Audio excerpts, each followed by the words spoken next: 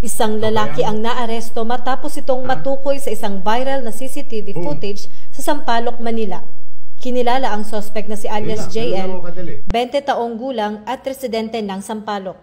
Ayon sa report, nangyari ang insidente noong Hulyo 28 ng kasalukuyang taon bandang alas 3 ng hapon sa Lacson Avenue, Sampaloc.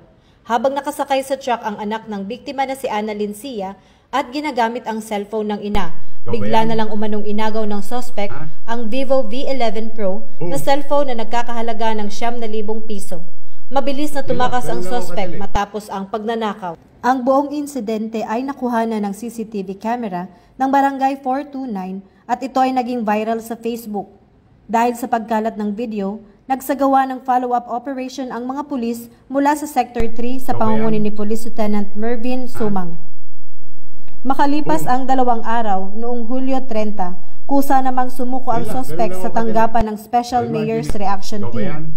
Sa ngayon, nananatiling nasa kustudiya ng pulisya si alias JL at nakatakdang sampahan ng kasong robbery snatching. Naibalik naman sa biktima ang cellphone na nakuha mula sa suspect.